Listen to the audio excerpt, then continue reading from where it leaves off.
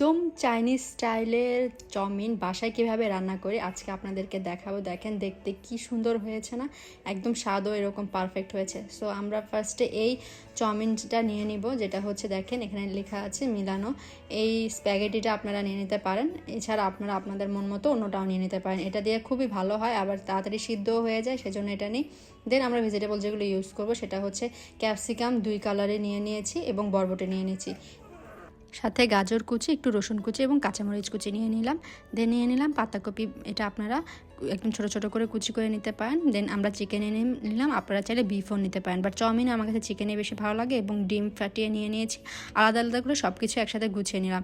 এবং এখানে নিলাম চিলি ফ্লেক্স একটা এবং এটা হচ্ছে গোলমরিচের গুঁড়া এবং টেস্টিং সল্ট। সো আরেকটা পাতিলে আমরা এখানে নুডলসটাকে বয়েল করতে দিয়ে দিয়েছি এবং আরেকটা প্যানের মধ্যে তেল দিয়ে দিলাম এবং ডিমটাকে ভালো করে স্ক্র্যাম্বল করে নেব। এটা আগে করে নিলে রান্নায় সুবিধা হয়। দেন আমরা ওই প্যানের মধ্যে একটু বাটার দিয়ে দিলাম, পরিমাণ মতো বাটারের মধ্যে একটু রসুন কুচিটা দিয়ে দিলে ঘ্রাণটা যে কি সুন্দর আসবে, ট্রাস্ট মি, এটার খুব একটা ভালো স্মেল পাওয়া যায়। দেন আমরা পেঁয়াজ কুচি দিয়ে দিলাম, আপনারা সব কিছু আপনাদের পরিমাণ মতো দিয়ে দিবেন।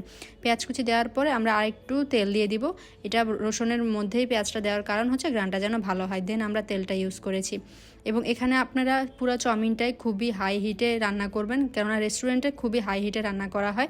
এগুলোর মধ্যে কিন্তু সব কিছু মোটামুটি বয়েল হয়ে যাবে। দেন আমরা চিকেনটা দিয়ে দেবো, এখানে কিন্তু চিকেন ছাড়া সব কিছু মোটামুটি কাঁচাই খাওয়া যায়। সো এত বেশি বয়েল হওয়ার কিছু নেই, চিকেনটা ভালো করে বয়েল হতে হবে। আর যদি আপনারা বিফ ইউজ করেন তখন আপনারা একটু ভালো করে বয়েল করে নেবেন।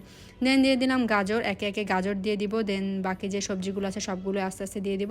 দেন দিয়ে দিলাম বরবটি। আপনারা যদি কেউ বরবটি একদম ক্রাঞ্চিনেসটা পছন্দ না করেন তাহলে আগে বরবটিটা দিয়ে নিতে পারেন, তাহলে বরবটিটা একটু ভালো করে হয়ে গেলে দেন বাকি যে সবজিগুলো সেগুলো দিয়ে দিবেন। দেন আমরা ক্যাপসিকামটা দিয়ে দিলাম, এটা আপনারা আরও লাস্টেও দিতে পারেন, আর কেউ যদি চান এরকম আগে আগে দিয়ে দিতে পারেন। এই যে নেক্সট দিয়ে দিলাম পাতাকপিটা ছোটো ছোটো কুচি করে নিয়েছি, আপনারা একটু বড়ও রাখতে পারেন, কেননা এটা একদমই বয়েল হতে বা সিদ্ধ হতে খুবই কম সময় লাগে। সো প্রত্যেকটা জিনিস আমরা ভালো করে মিক্সড করে নিব। সবগুলো সবজি কি কালারফুল লাগছে দেখছেন, খুবই কালারফুল লাগছে। এবং এখানে আমরা দিয়ে দেবো স্বাদ মতো লবণ, এবং লবণ দেওয়ার পর আমরা কিন্তু একটু টেস্টিং সল্টও ইউজ করবো। এই যে এখন দিয়ে দিচ্ছি টেস্টিং সল্ট। আপনাদের রেস্টুরেন্টে ওনারা হয়তো বা অনেকেই লবণ ইউজই করে না, জাস্ট টেস্টিং সল্ট দিয়ে বানায়, কিন্তু টেস্টিং সসটা এত বেশি ইউজ করাটা ভালো নয়, জন্য আমরা দুইটাই মিক্স করে দিয়েছি। দেন দিলাম চিলি ফ্লেক্সটা, যেহেতু মিশ্রণগুলো অনেক বেশি এবং নুডলসও অনেক বেশি, মানে চাউমিনটা, এই জন্য আমরা একটা বড় পাতিলে নিয়ে নিলাম এবং চাউমিনটা দিয়ে দিলাম। এরপরে কিন্তু আমরা বাকি যে জিনিসগুলো ওটা অ্যাড করব, একসাথে অ্যাড করব, এই জন্য চাউমিনটা আগে দিয়ে দিলাম এবং এখন আস্তে আস্তে আমরা বাকি জিনিসগুলো সব অ্যাড করে দিব। এখানে যে ডিমটা যে স্ক্র্যাম্বল করে রেখেছিলাম সেটাও দিয়ে দিলাম। এরপরে আমরা চলে যাব সসে, কাঁচামরিচটাও দিয়ে দিলাম। কাঁচামরিচটা আপনারা চাইলে একদম লাস্ট মোমেন্টেও কিন্তু কাঁচামরিচটা দিয়ে দিতে পারেন।